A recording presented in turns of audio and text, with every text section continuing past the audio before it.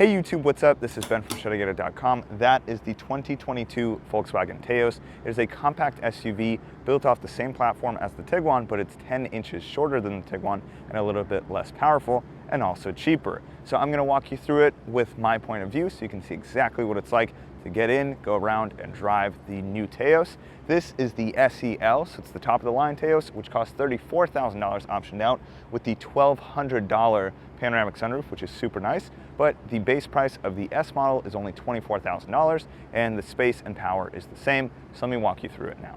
So we will start with the driver's side. I'll show you guys all around the cabin. Then we'll look at the trunk space, which is fairly large, and we'll get into the rear legroom as well. Now, before I show you the car actually turned on, I want to walk you through the cabin space. So as you can see, in both of the doors, we have pretty large cup holders. 32-ounce bottle fits no problem. You could fit a large, hand sanitizer here. I'm sure you could fit a couple of Subway sandwiches, no problem. We also have door cubbies here. We have a little cubby area here with 2 USB-C ports. So if you have older cables, you will need an adapter or new cables to plug in your phone. There is wireless CarPlay, which you'll see later on when we're driving, which is really nice. And we also have 2 cup holders here. We have a cubby here that you can see is pretty deep, and you can actually fit a lot of things in here. The one thing I don't like is I wish this slid forward. The material is pretty nice and soft, but as you can see, when I'm resting my elbow on it, unless I were to pull the steering wheel out really far, I can't reach it, and I'm not the smallest guy, and I feel like that shouldn't be much of an issue. It'd be so nice if this slid as it did in the Volkswagen GTI that I drove. We also have a very deep glove box here, and that is it for the storage space, including this cubby up top. Now, this car does have that $1,200 option. As I mentioned, this panoramic sunroof, it is very nice. This entire front half opens, so you get a lot of open air, and it also provides light into the car, which makes it feel larger. You don't have any sunscreen holders here, which I found interesting. It looks like that exact cutout, but overall, it's a very nice cabin to be in. Now, if we start up the car, what I want to show you is this dash display. This is the SEL model.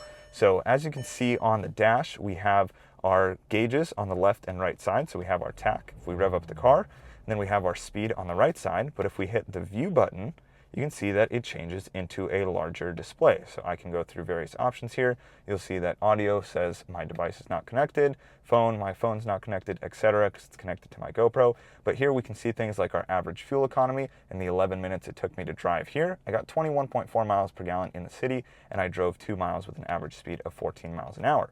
Now, if I want to switch it again, all I do is hit view, then I have this view where I have my information in the middle. And again, I can go through those various systems, and then I also have my speed on the right side. Now, what I find interesting is the map display. When I hit navigation on the actual car center screen, the map display will not show me where I'm driving. It will only show me a compass. If I wanted to have the map on here, what I have to do is go to the menu and then select display map and instrument cluster. If I turn that off, then I get the map here, but then I only get a compass in the gauge cluster. You cannot have both, which I find very interesting. So again, if I have the compass there, I have the map here. If I want to have the map in the center, it only shows a compass here.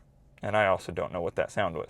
But overall, the gauges are super cool, and it's nice that you can actually customize them. So if we hit car here, and we hit car again, you can see that instead of speed on the right side, if I wanted to change this, I can go into a custom view. You can see we have range there, but I can just slide through what I want. So I can have my route in there, I can have a compass, I can have our current elevation, I could have what song is playing, etc. And you can customize both the left and right side and save those as views 1, 2, and 3, or I can just tap on classic and it goes to the tach on the left side, which you can see is pretty responsive. Eco tip, do not press the gas while you're stationary. It'll also say shut off the engine while stationary, and the eco tip will even say close the sunroof to reduce drag or close windows, your AC is on. I want to turn those eco tips off. I just wanted them here to show you, but you can turn them off. The car beeps very loudly at you and talks a lot.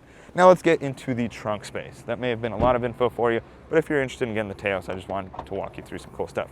The trunk is not a power lift gate, so if you unlock it on the key, it will only unlock. It won't open for you. So there's no power lift option. You have to do it yourself. That's something that would be a nice to have, but as you can see, we have a good amount of trunk space here. These are both carry-on size bags, TSA approved. You can see that if we stack them this way, we could probably put 1, 2, 3, 4 of them that way, at least 2 more there, so that's 6, and we could probably double up, so 12 carry-on bags. And as you can see, I've been carrying around a light stand and also 2 camping chairs with me at all times. This trunk just has plenty of space, no problem at all fitting anything. I like it. As you can see, we have a 60-40 split, so 60% of the seats, that's 2 of them, fold down together. 1 seat folds down on its own. You can see it doesn't make a flat floor, so if you want to lay something flat like a couch, there is this probably 5-inch gap here, so just keep that in mind if you're going to be moving things. And then we do have a pass-through ski hole here if you want to have 2 people on the sides and have skis go through, and I'll show you that in a moment. As you can see, when we get to the passenger side in the rear, there is a lot of legroom in here. I have this seat even further than that seat. As you can see, I'm 5'8", that's where I sit comfortably, and I have a ton of legroom here. I feel like I'm almost on a first-class flight. You can see that there's no way, even if I were to lay back like this, that my knees are gonna touch this seat. I'd have to be super slouched. So a lot of legroom here. We have the same 32-ounce cup holder here and a little bit of a pocket. We have a cubby in the door. As you can see, this sunroof provides a nice amount of light in the rear. If we want to put the seats up, it's as easy as just bringing it up. Then we have 2 cup holders here with a little middle section, which I don't know what you could fit in there except for a pencil. And then we have a ski pass-through. If we wanted, that goes down like this, and you can fit skis or possibly 1 snowboard out through here. You take this headrest out so that you have a couple more inches of space there. We have air conditioning vents in the back. We also have 1 USB-C port if someone wants to charge their phone. And that is the walkthrough of the Taos. Now let's go drive it. It doesn't matter which trim level of the Taos you get, they all have the same engine. And as you can see, it's actually surprisingly zippy.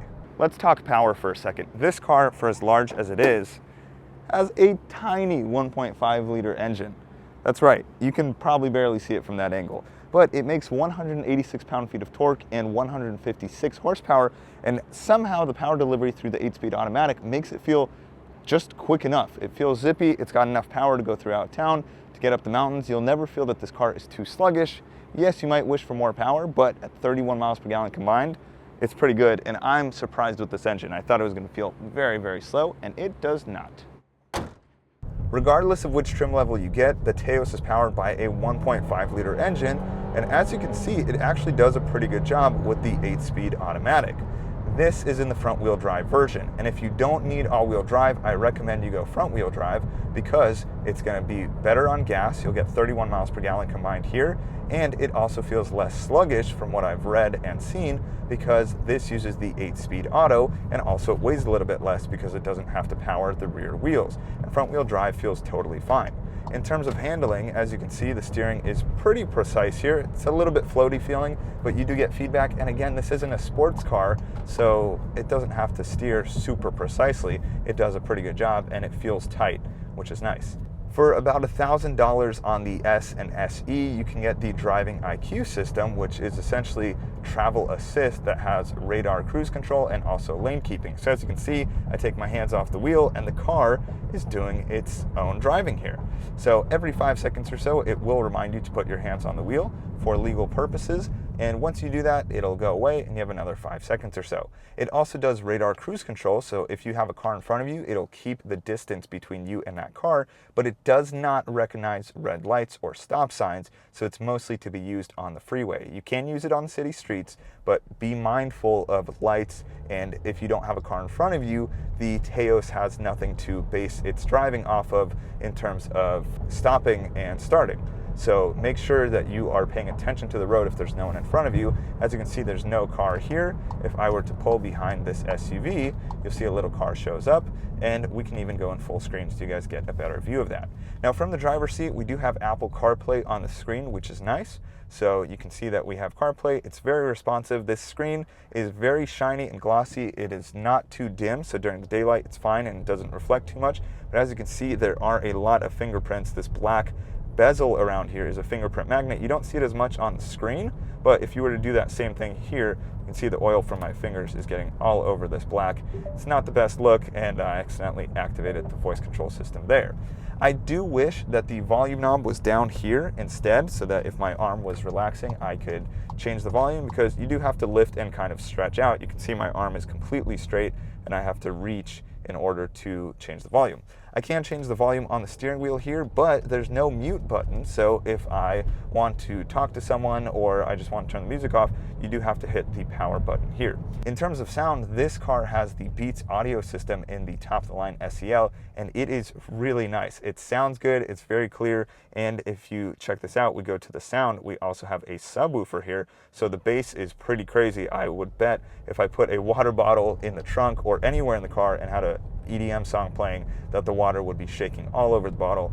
And this car sounds really good. It is very energy inducing. It's very hype, I would say. When you have some good music playing and some hip hop or R&B with some deep bass, it sounds really good, and it's not dirty bass. It's very nice, just low tones, which is awesome. Also, in terms of driving, one-handed driving is really easy. You can see that the steering is pretty light. We could drive it with one finger, and this car just feels light and comfortable overall. It's good on gas, it's spacious, it's roomy in here. The panoramic sunroof, I feel, adds a lot. The car would be a lot dimmer if we had that closed. As you can see, I can close that screen and it will all get darker in here.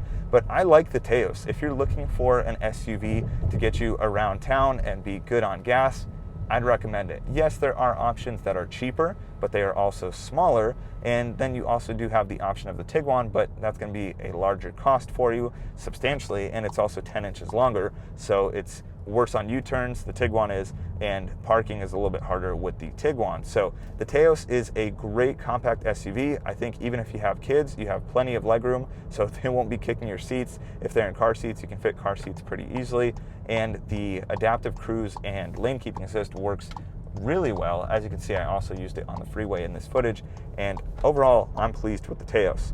You should get it. I do recommend it. If you have questions about it, leave them in a comment below. I hope you enjoyed this video and you'll subscribe for more, and I'll see you in the next one. Thanks for watching. Peace.